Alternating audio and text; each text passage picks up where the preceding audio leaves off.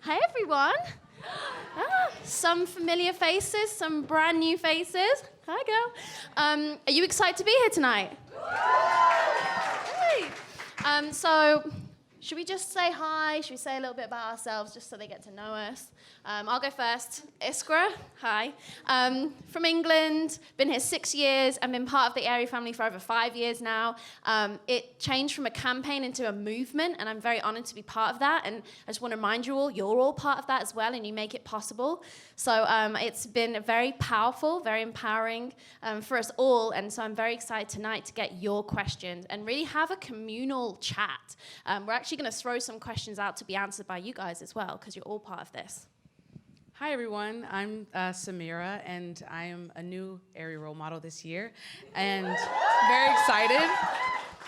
It is very exciting to me to be aligned with a company that their values seem to align with what mine are, and these girls are great, right?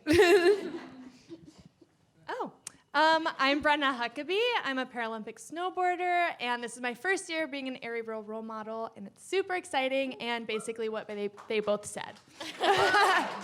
Woo! So we already got your questions, and we're about to dip in and answer some of them. So if I pick, then you want to answer? Sure. Okay. Good luck.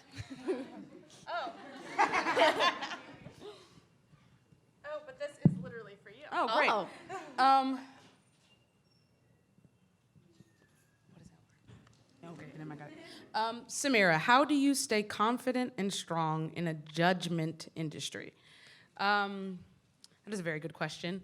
I think it is a journey. It is not like you get to some point and then you figured it out. I think it is a question that you have to ask yourself constantly. Just a second, let me look at it real quick. Because you can't control other people. You can only control yourself. And judgment is always going to be a thing. It's not going to go away. So it has to start, I think, with self-awareness, being in touch with yourself, and making sure that you are not as influenced by outside, which is honestly much easier said than done. I'm saying this like it's a 1-2 step and then you get it. And it's just know that it's a journey and you never get anywhere. It's hard, but it's exactly what everyone else is going through as well. I completely agree with that, and I think we've definitely done a lot with the role models this year, and one of them was about acknowledging your own superpower. And I feel like what happens is when we are judged, like kind of a face value, the most important thing for us to know is that we are powerful and what that is. And then I feel like no matter who in your industry, in your workplace, in your school, whatever environment it might be, even within your family and friends, that won't be able to bring you down because you've already built up that self-worth and that power in knowing who you are. So should we, Perfect. Next question? Okay, why not? Let's do it. Well, it depends. It might not be for me. Oh, it is for me. Okay. All right, then. What would be your advice for people who are afraid of criticism about obesity and decide to lock themselves in their room? Okay. So obviously, everyone struggles with bullying and their own self-esteem in different ways. I think a huge one is that people will often step back and try and hide when they don't feel worthy or they don't feel good enough. And so for me, one way to try and combat that is affirmations and looking in the mirror and challenging yourself. Because what might be happening is you might have this whole description and definition of how you feel about yourself that you've built up over the years or has maybe even been defined by bullies or other people. And it's very important that you take control back of that and you start defining yourself how you deserve to be defined. One thing I always say is, don't talk to my best friend like that. We shouldn't be using hateful, mean language to ourselves. We have to teach ourselves a loving language. So when we view ourselves in the mirror, we have words that are going to empower us, that are going to uplift us. You can do that. We've got it in the changing room, literally. We've got our little love notes, and you can leave a love note. But make it a powerful stance. Make it something that you're proud to post or look at yourself in the mirror every single day. I do it all the time. I've got my girlfriends doing it. Even when we're angry or upset, we go and do a little mirror challenge and we build ourselves back up. So if you're feeling Like this person right here, try that at home, like, and just commit to it. It's a practice. It's not an overnight or a one step, oh, I'm fixed. It's a journey. So keep practicing that because you deserve to love yourself.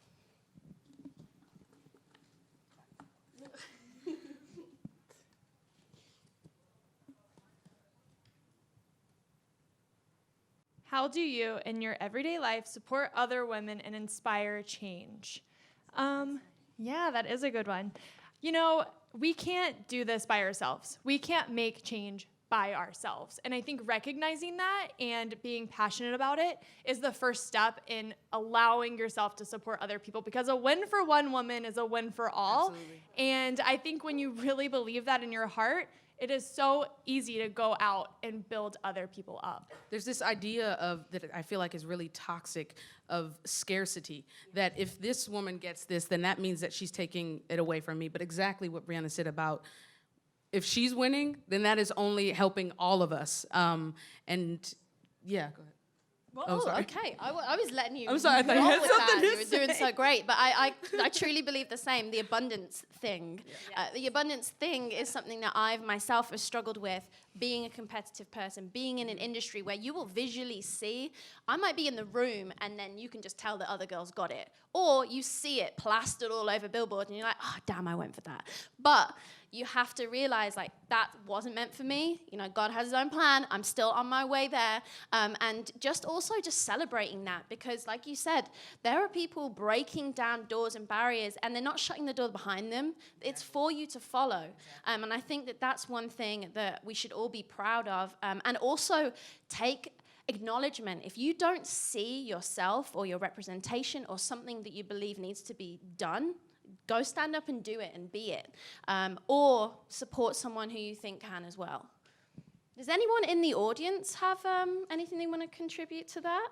Jen, as a woman, as a CEO of Aerie, you know, you've got such a strong team of women all around you. Do you ever have to tell them that, you know, maybe someone's going to get promotion and maybe some of you aren't, and how do you deal with that in like a work environment? Yes, I think I think you said it well. It's just celebrating the wins with everybody together as a team and lifting each other up. I really think that's so important. You know, when a friend's down and sometimes, you know, you can see other people surrounding that person and maybe not being there for them the way they could be. And I think it is about lifting up each other, whether it's a woman or a man or whoever it may be, your pet, whatever, just be there and support everybody. I think that's the most important thing. And I always say no INT. There's no INT. So. That's true. Yeah, when you talked about your competitive nature, it's because I have that too, to try to fight against that, because I do feel like to reframe it, that it's almost self-destruction to have that energy toward another woman, just going with the idea that it is a win for all of us. And I think that's it's good to think about it in that way. Yeah, I almost imagine like being on a racetrack and Usain Bolt's next to me. It's like, that's Usain Bolt. Like, he's going to be flying past me. There's no point in me trying to think that I'm like, don't try and piggyback him. Don't try and trip him up. Just stay in your lane, and whatever pace, you're still going to get there. You're on your own like lane. That's how I just try and think it. Because the same, anytime I have had that, and it's very, very human to compare yourself to someone else, not just the way they look, but their career, their relationship. And now with social media, there's so many more aspects of that that we haven't ever had to deal with before. So it's very, very important. And you might have to just keep going back to that and journal it or whatever you need to do, but staying in your own lane and appreciating and thinking, wow, that is amazing what they've done. But you know what? This is my pace. This is what I'm doing. I'm on my route.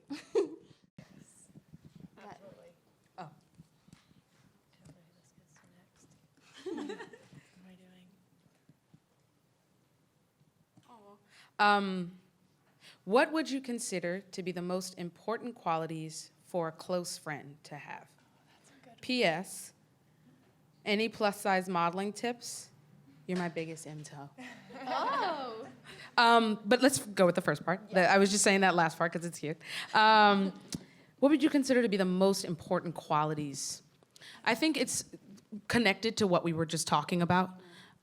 Someone who is a champion for you, who is not afraid of or doesn't think about competition in that way, that someone who is just there for you, sometimes when you have a really close friend, it feels almost like family. And family is one thing that they do is love you unconditionally. One thing I think about all the time is that I love people who love me not despite of something, but because of those things, because they're all a part of me. And yeah, I don't know. I don't really have a best friend. Oh, I think we all would love. I'm just thinking about like all the things I would want. I mean, it's hard. She should when be you like have really pretty. No, I'm kidding. It's hard when you have a schedule like yours and you're traveling. And I certainly found I was also that person when I was younger. I was in a manipulative relationship, and he kind of managed to push my friends away, and then I managed to push my friends away, and I kind of ended up being like, wow, I really looked around and I thought. And from learning from that and feeling alone and feeling like I didn't have any sisters. I don't have any brothers and sisters either. So friends are very, very important to me. They're my family. I just always thought I have to be willing to put in that extra effort. And I think that is needed sometimes from friends, just that little extra, like, going out of the way for you. And I'm not talking about superficial things. I'm just saying, like, really being there or knowing you well enough and caring enough to really know what you want. I'm trying to think of a good example. For example, my birthday, you know, I had a friend and she was like adamant, like, we're going to the club, da-da-da-da. And my other best friends were like, Iskra just wants to stay at home, play board games, and like wear face masks and just eat lots of food. And so those best friends really, truly know what I want. And sometimes you have those friends that kind of force you to do things that you don't really want to do. So I think those friends really care about getting to know you as well. I know it sounds funny, but I feel like we can have friends that don't even really know us sometimes. So I think having those friends that really are like, yo, I want to know everything about you, the good, the bad, the ugly. I'm going to be there through it all. And I think, like, the way that I think about it is, you know, you spend time with people sometimes, and then when you leave them, you feel exhausted, and like they took something from you almost. And then there's those people that you spend time with, and you feel like you gained something from them. And it should be that kind of relationship that you're feeding them and they're feeding you, and you don't feel exhausted after hanging out with someone. That's not gonna last. Yeah. You're just gonna stop texting back. Exactly.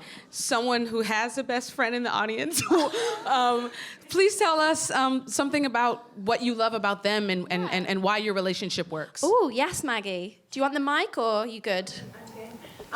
Like, they make you laugh and they make you feel better. Mm-hmm. That's important. That's one of the most important things, remembering the little things that make you happy and remind you why you're grateful for life every day. And best friends should be doing that, you know, bringing out the best in you. Love that. Yes. I think just like I can always rely on my best friends to make me feel heard. Because sometimes I just feel like I'm living life and no one's really looking out for me, and I feel like I'm doing it all by myself. And to be able to have an outlet of someone you really rely on, and they'll just be like, yeah, I hear you. That's like enough. Oh my God, that is so powerful. Yeah, I mean, the power of being able to sit and listen. I have a tendency sometimes to, when someone tells me about their problems, to try and want to fix it. But sometimes you just want to hear, yeah, that sucks. You know what I mean? I'm so sorry you're going through that. And it's, yeah, I have to struggle against that sometimes, to just sit and listen to someone and be with them. Thank you so much for that. Yeah. Oh, she's right here, my best friend. Oh. It's just a little odd because I have a lot of male friends, Yeah. but they don't have the sensitivity, you know, and she's always listened to me. We're not romantically involved, but she's a friend, and she's always been there, always listened to me, and always been there, just not even just to you know, to get off some problems that I had. Listened to me, never criticized me, never always. And the key earlier, has your back, and always motivates you. Never says, well, you think you should do that? If you feel you want to do it, do it. Absolutely. That's so good. Thank you. Do we want to go for the next one? I kind of wanted to add something. I know, I'm like, something that I feel like I was in Samira's place for such a long time because I would hang out with people that I thought were my best friends, and I would leave exhausted, or I would invite them places that were really dear to my heart, and they wouldn't come, or I would get something really exciting, and it wasn't really met with the same amount of excitement. It was more of a, yay. Like, I don't know, they weren't exactly like there for me in the way that I was kind of expecting. Until recently, I just met my best friend probably like a year and a half ago, and I am the most excited when I see her do something. Like, I get so pumped. So she's a snowboarder as well, and I think I was more excited watching her get a silver medal than I was for one of my own. I have chills talking about it, and that, I think that's how you know you've got your people, is when you want to see them kill it.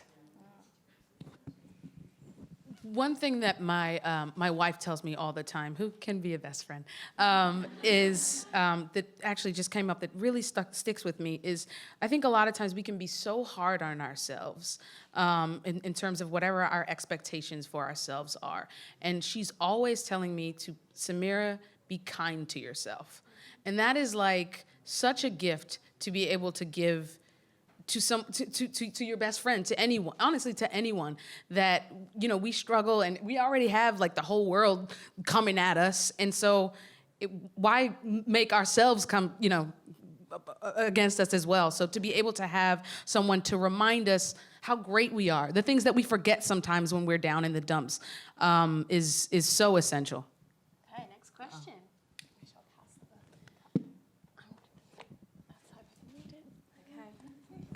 There needs to be like interlude music.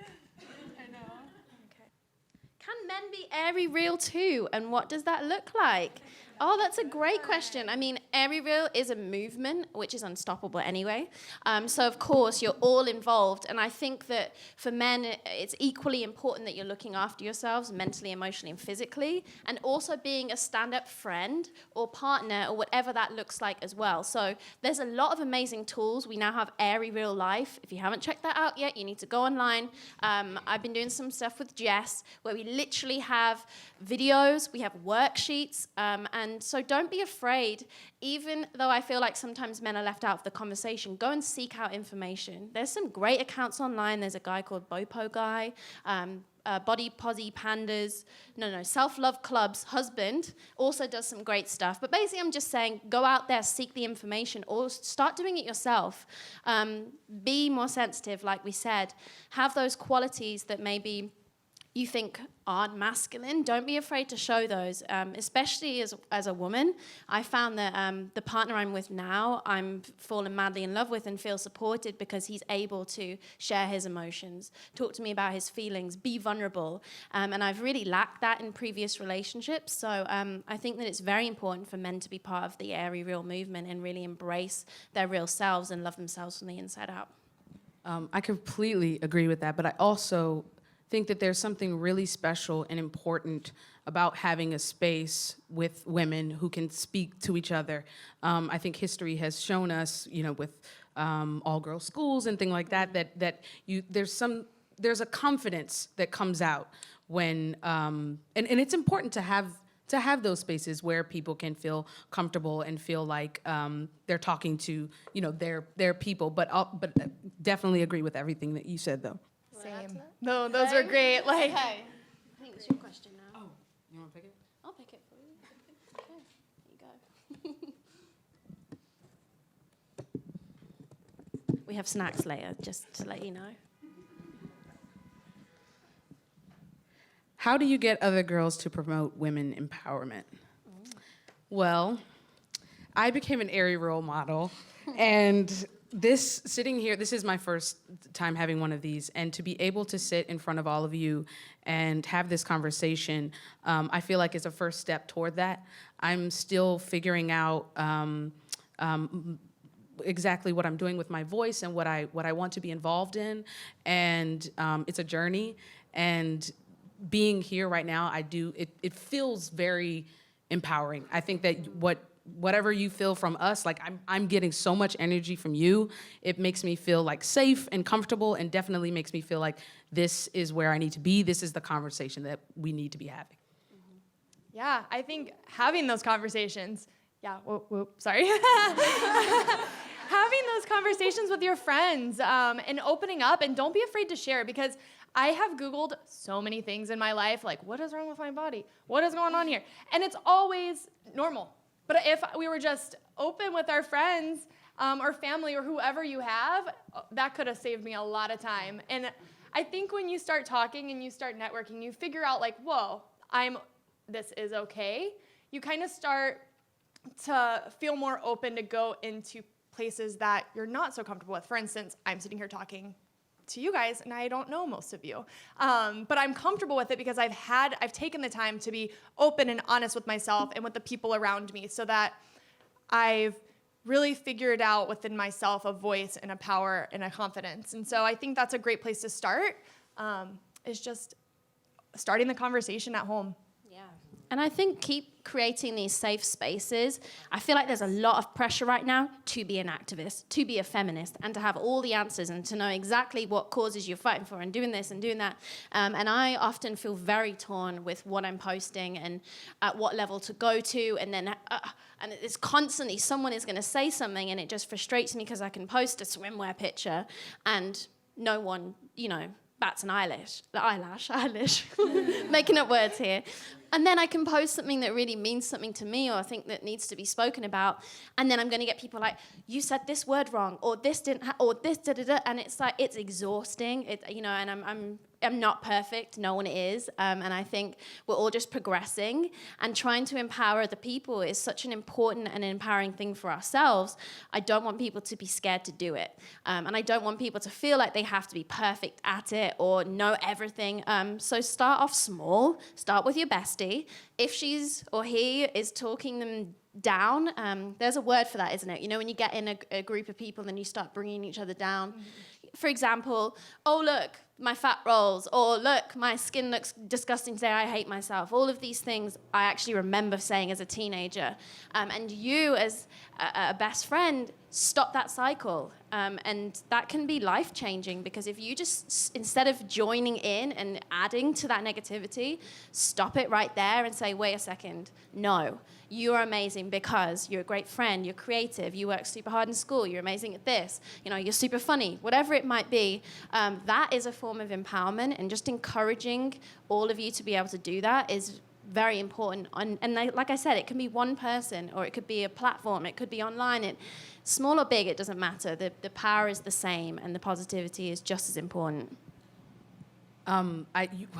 You said that there's a word for that, and I think the word... What is the word for that? Is hating. Oh, sorry. No, but I do think that energy is contagious, and that if you receive negative energy, it is important to counteract that with positive energy, with the belief and the confidence that it is contagious. Yes. Amen. Drum roll, please. That's kind of how it feels. Who was your hero growing up? Who was my hero? There's probably multiple, right? Yeah, there's so many. I can't pinpoint exactly one that I idolized. I think, and I still do this to this day, I pick bits and pieces of people that I look up to, and I take those qualities to heart. I follow a lot, Instagram. I follow a lot of different women on Instagram because of the unique quality that they have to offer. So yeah, growing up, I did the same thing. It was probably a lot of athletes, to be completely honest. But yeah. I think that's an interesting one. My heroes, I think, evolved for me for where I was at in my life and what I needed. I feel like they've shifted very much from, the start of my teen years and pop stars or models, people who I aspired because of their career or the way they looked, and really things have transitioned a lot. And I realized that actually a lot of my heroes are the people in my circle, the people every day who are showing up for me, who are showing up for themselves, and they don't need to be celebrated by the whole world. I celebrate them because of their values and what they mean to me, and the fact that sometimes your heroes are the people who are making your life better. And so I definitely feel like my heroes change, and I thought it had to be those people or da-da-da. And then I think actually being in this industry, you kind of meet those people, and yes, they're awesome, but they're human. They're just like the other person, you know? And so I encourage you all to like, and don't be afraid to be your own hero. Okay, could be corny, but you know, we often talk about in Aerie, you know, we talk about you being your own role model. There are no limitations. There's no like access point. It's just, you can be your own hero. You can be a stand-up person for yourself and show up for the people around you, and that's good enough. Does anyone want to tell us who their role Yes. model hero is and why? And you don't need to say us. I'm joking. But I'm honored. Yes. Woo! Who's in the cry? Don't cry, Jen, because you'll make me cry. Oh, and why is she a hero? Just because, like, she's always there, And she's so busy, but she's still there for you. she, like, sometimes she'll have a meeting, and maybe I'll be at the office with her, and she sometimes, like, might skip that meeting to meetings. Yeah. No, and I know spending time with your mom, like I know how much she does, you know, try and put you first, even though she's a busy woman. And that's a great example of, you know, all of us here, girls, don't be afraid to work your ass off with your career. Like, you can still be a fantastic mom, and you can still be a hero to your little girl, little guy. Because that's important too. I think we're often told it's one or the other. You're either a good mom or you're a working mom. And clearly, you know, there's a lot of women in this audience. I can happily say are some of the most amazing moms I've ever met in my life. So you can do that. Surprise! Oh, wait. Oh, okay. I was going to open it. What's something a lot of people don't know about you? Oh. Okay, we should all answer this.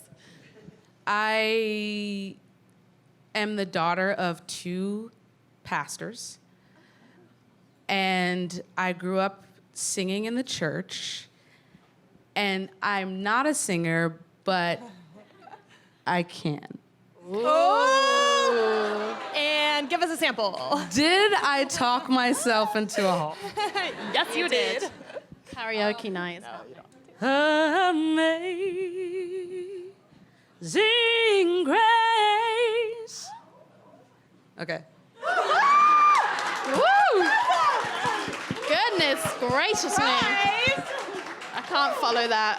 I don't want to follow that either, because I was going to say I don't really wear deodorant. That's amazing. So here we are. Nice to meet you. Is that like a life choice or just a convenience thing? You like forget it every time? Coconut oil. And it works? I feel like that's like a humble brag, like I don't need it. Wow. I don't know. I definitely can't follow either of those things. Hello. Something you don't know about me. I mean, I used to. It's so sucky, and it sounds like I used to swim for England. No. Be I kind guess. to yourself. Be kind. That's true. That's a perfect teaching moment. Yeah, I used to swim for England. One time I left my knickers on and I went out for my race and I had my knickers on. That was embarrassing. I don't know if we're doing like embarrassing stories or whatever it might be. I also wet myself when I was like 9 years old playing hide and seek, which I feel like is way too old to wet yourself. But Wait, were it's you okay. hiding or seeking? It was. I was hiding, and after you said about the competitive thing, it was because I was like hiding for like 2 hours. I was like, I will win this. It's like the best. Oh, I'm also obsessed with Game of Thrones. Obsessed. I have every single item of merchandise I could find. And I wear them simultaneously, like shoes, socks, sweater, or whatever I can get my hands on. Yeah, you know there's this show called The Handmaid's Tale. It's also good. Where's the merch at? I don't know. I heard it was worth a watch. Oh, I think I haven't picked one in a while. Do you want to keep singing while I'm doing this? I'm going to take extra long, so you just have to sing. What a treat. That was a treat. Such a treat. I don't. Ooh.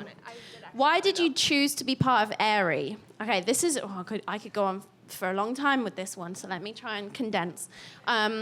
So as someone who has struggled with an eating disorder and body dysmorphia, as soon as I got into the modeling industry, I had people literally physically measure me and tell me that I wasn't the right size. And then there was no explanation of how to achieve that in a healthy way. And for me, it was unhealthy because that was just my body shape. And so I fell into a very negative space with my body and felt like it was wrong and that the industry was right and that the sample size was what it was meant to be. And so if I couldn't fit into that, there was something wrong with my body. And so I spent many, many years healing myself. And I got to this point where I was trying to do so many things. This is back in England. And I started up a charity called Model Kind. And I got all my girlfriends who were just super diverse and who I loved because of who they were. Created a calendar, raised money for cervical cancer. And then at the moment where we're about to finish, the photographer goes, I'm just going to retouch the pictures and then I'll send you the finished files. I was like, don't retouch my friends. I was like, they're already beautiful. Why would you change them? They're perfect just the way they are. And it was that moment of like, and then it just became this mission of like, wow, the power of Photoshop and how much power it has on us when we are consuming Photoshopped images. It's horrendous. And I thought back to every single time I saw an image of a model, a celebrity, or even myself, and then compared myself to a Photoshopped image, which isn't even real. And I thought, goodness, like, this is just not okay. And literally at the same time as I was having this, like, aha moment and trying to figure out how I used my platform and visibility and career to try and challenge that, Aerie was like, we're not Photoshopping our models anymore. And I was like, get me on a plane. So literally vision board. Yes, Aerie. And it sounds small, but it was, the industry had never seen anything like it before. And I still remember one of the first photos, which is crazy. I remember one of the first photos where I was twisting and I was just happy. I was like, yes, my body, I'm going to be on Billboard. Da, da, da, da.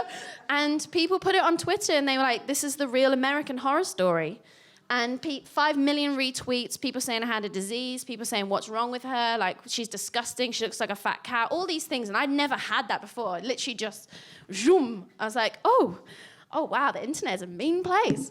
But the internet needed this because how ridiculous is it that no one had seen just a normal image of someone just being confident and happy with their body that isn't photoshopped and it isn't posed. Because for our entire lives, we had only seen the illusion, the fantasy, this ideal that we'd been fed that we had to look like in underwear and swimwear. And so I just want to say, like, it's only been, 5-6 years now, and we've completely disrupted that ideal. And when you look around, this is what it is now. We are celebrating who we are, and so 100% I'm with Aerie forever because it's literally changed the world. It's changed my life too. Absolutely. Absolutely. I don't even think the general public sometimes understand, because I know I didn't before I started working in this industry, understands how literally every photo is Photoshopped. And I have a very similar story to you. When it was, the beginning of my career, I'm already struggling with confidence and, struggling with newfound fame. And I was doing one of the very first photo shoots I'd ever done. And I was trying on something, and it was like a midriff kind of thing. And the stylist said, I didn't say anything. I didn't look like I was displeased with myself. I was feeling great. And she told me, don't worry, so-and-so's a whiz at Photoshop or at retail. So I was shocked and confused, and I don't even think she understood the what she gave me in that moment was not anything that was uplifting or was going to help the shoot. All it did was make me think about that the entire time. So when I heard specifically about because I feel like there's this, we have women on the cover of magazines, and what people are trying or striving to attain is literally unattainable because it's fake. Yeah. And they don't even look like that. Absolutely not. Aerie real, Yeah, I think my whole thing, so after I had cancer, I had cancer, so I lost my leg, in case you didn't know. After I had cancer, I had scars and a big giant scar right here, and I couldn't look, okay, hold on, retract. When I looked at myself in the mirror, I saw Brenna. It was a different version of me, but it was me. And take it or leave it, is kind of how I felt immediately. I didn't really go into this it wasn't completely self-destructive until I started listening to other people like, oh, are you gonna get your scars removed? Oh, they have prosthetic covers that will help you look like you have a real leg. Oh, you can do this, that, or the other to make you look normal. And that's when I started to really have a negative body image. That's when I really looked at myself in the mirror and was like, dang, like that really sucks. And then about a year after of being in this horrible place, I looked at myself in the mirror and I was like, girl, you beat cancer. You're in the gym, you're strong. You are on a snowboard. Like, you are doing something. Your body is a tool. Your body is here to just get you from one place to the other. And at that moment, I was unstoppable with my self-confidence in a lot of ways. Still a lot to work on, but in a great place. And then after the games, or maybe right before, I started to get into pictures and magazines and stuff, and they would ask me, oh, do you want me to take your scar out? Do you want to take off your tattoo? I have a tattoo right here. And I'm like, no. Like, why would you even ask that? Because I was never in this industry. I didn't know the true depth of what was going on. And that's when I started to become aware of the real problem, because I'm like, why would you even ask that? Like, excuse me, it's my body. You asked me to be at this photo shoot. So yeah, that's why I'm here. I'm here so that you're not ashamed of your scars. When you look up and you see somebody that's different than you, it's okay. It's beautiful. So that's why I'm here. From all of our experiences, I think I can just gather that because this has happened to all of us, that this is so prevalent in our industry, and that the only way that this happens all the time on set, and if there's a person who just accepts it in a different way than we do, who thinks that that's the truth about themselves, then what we have to do, starting with Aerie and what they're doing, is to counteract that, to make sure that we are speaking up. You know, I didn't say anything to her in that moment. You know, I just kind of took that in and you know, maybe believed that for a moment. But I wish, and now with the confidence I do have, I would probably say something, you know, like, maybe you shouldn't ask me that before you know how I feel about it, because I feel great, or something like that. It's just having the assumption that because you view something as less than beautiful, that is your singular experience. And to take someone's confidence and how they feel about their body away from them is just not the right thing to do. Oh, whose turn is it? I feel like, I think I just, yeah. Oh, You got it. okay. Go for it. It's a long one. Oh, it's good. Oh, sorry. Okay. Women are often so critical of each other, true. How do we change that? Can you think of a time when you have taken action to add momentum to this movement of change? It's so, go. Formulating. I was just thinking one simple way I do that is when I see another woman winning, I will share it on my Instagram stories. I know that's just something kind of small, but or reach out and just say congratulations, or you know, something, little small acts like that.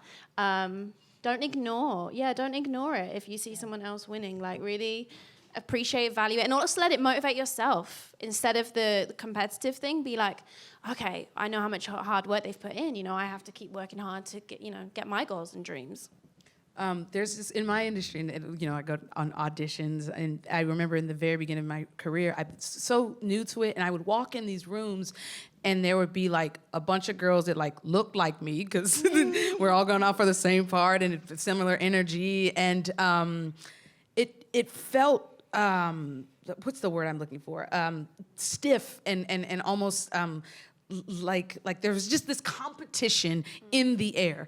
And after a while, I didn't know how to receive it. It felt weird. And then I started meeting this one, her name's Asia King. She's on How to Get Away with Murder. She's amazing, very good friend.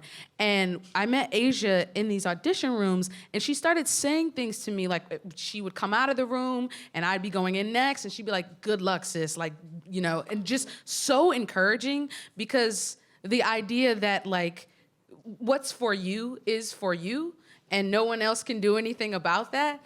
And yeah, I mean, I keep talking about the idea of scarcity and competition. It's toxic. And that really, Asia really like changed my life in terms of that, and like how she made me aware of who I wanted to be and the message that I wanted to send. And I love doing that all the time. Also because it throws people, like, they're just like so surprised but they receive it in like a just like pleasantly surprised way. And I think it also helps people do their best work, you know? So thanks, Asia. I also think sharing your knowledge. I think that there's another thing where I don't know if someone taught me that or if I just was like, I know more than that person, so I'm going to just hold it and keep all this knowledge or things that I know to myself. And then that's just a really destructive thing to do, because everyone deserves access to that. And so definitely I've changed that whole mindset, and I want to share everything I know with other people so that they can learn from it too. And I think that's really special about sisterhood, community, these types of movements. Jill is like, stop talking, it's great.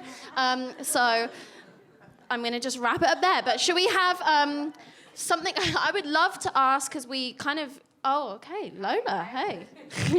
I wanted to actually piggyback on what you were saying, just about knowledge. I find that a lot of women lack knowledge and lack confidence because they don't know certain things, and that's why they tend to be more negative towards one another. So, for example, your experience with the midriff and then making a comment. Most women think that you want to know when you don't look right, or when you look the appropriate way, because they lack the knowledge that most women just want to be real, or just want to be comfortable, or just want to have the confidence. So I feel like what you said is great about just sharing that knowledge that, hey, not everybody wants to look the same, not everybody wants to get a negative comment before they go on set or before they go in front of a shoot. So it's just about being positive and also sharing your experiences. Most women don't know that they can achieve something. So going on an audition or a competition, a lot of the times I feel like they have to be competitive towards one another because they don't know what's out there for them. And so they tend to just kind of hold these grudges towards one another, or just not be positive and not, I don't know. So I just find that lack of knowledge a lot of the times is why a lot of women tend to be competitive or tend to be so like clingy towards certain ideals. I think that's so important to remember is that people sometimes, and this is not, I don't mean this in a bad way, the word ignorant. It literally just means like you don't know, you haven't been taught it yet. And so I think the reason I think that's so important to remember is that when you are having a teaching moment, or when you are sharing your own ideas or ideals with someone, to do it in a kind way, to know that or to assume, to make the assumption that they're not trying to be malicious, that they're not trying to come against you. And that the same thing I was saying about positive energy is contagious. And when you push it out there, you're only going to receive it back. So thank you for that. Yeah. Oh, I don't want to keep talking because I'll get in trouble, but I also feel like the language and the way that we approach each other as women, we have to stop making it a competitive or a face value, especially when it's the first engagement you have. We're often taught as women to compliment someone's appearance or make a comment on just something about appearance. Men don't do that. You know, men will talk about so much more about themselves, or their accomplishments, or what they've been up to. And for women, it will often be like, oh my God, you lost weight, you look amazing, da da da da. And so I'm consciously trying to do that, because it will sometimes be the first thing you think, you know. I see that appearance, the first thing I think, and you often think it's a compliment, and I've had to untrain myself because I want women to know that they are worth so much more than their appearance, and that is not our value system, and we have to keep building that as a community, because we will keep reverting back to that unless we train ourselves not to. So just keep valuing the people around you, your friends, other women you meet, for who they are and what they bring to the table, not just their appearance. Can I add, because my heart is racing and I feel like this is something I need to say. I am in a competitive sport. That's what I do for a living, is try and win medals and be oftentimes other athletes in the US. But what I always try to remember is what I'm doing is greater than me. I hold on to a mission that is greater than me, that I'm striving for, that is going to make real change, so that when I don't get that gold medal or I don't go where I want to go, it's okay because it's all bettering something greater than myself. And so I think that's super important to dig down into yourself. And it's like, what do you truly care about? What do you want to see? And hold on to that, because that is what's going to help you get through those really tough competitive moments. Because not winning sucks. Not getting a part probably sucks. But it's okay when it's going for something much more than yourself.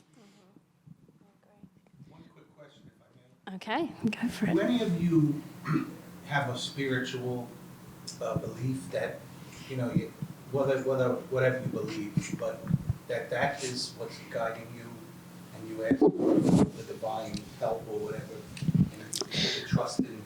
Yeah, I have faith and I pray, and I definitely know that that's helped me through a lot of harder times. It's something that I built a stronger relationship and bond with when I moved in with my best friend and her husband, and they started taking me to church every Sunday.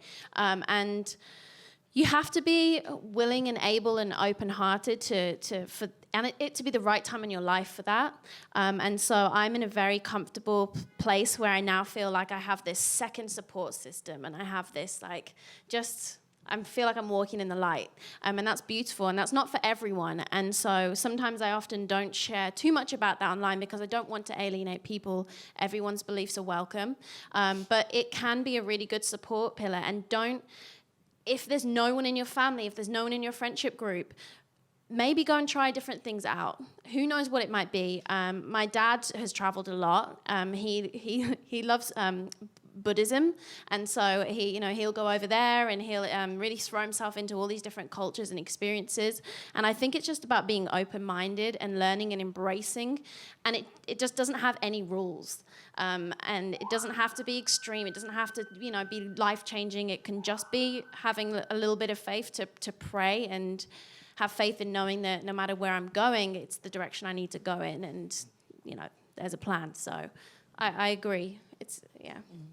Like I said earlier, both of my parents are pastors, and so I definitely grew up with a Christian Baptist. So it's very specific, God, Jesus. And I I wouldn't say I'm religious, but I do have belief and a real relationship with what I call now a higher power. And same like Iskra said, like that works for me. And I don't push that on anyone else, but I do have a higher power that I believe in, and I love her. Amen. I agree with both of those girls. Yeah. 100%. Okay, well, thank you so much all for coming. It's been just a wonderful evening. I hope you take everything in. There was a lot to process, I know, but even if it's just one little thing you take away, thank you, and we value you for being here. And it's time for some snacks. Yay! Woo! I love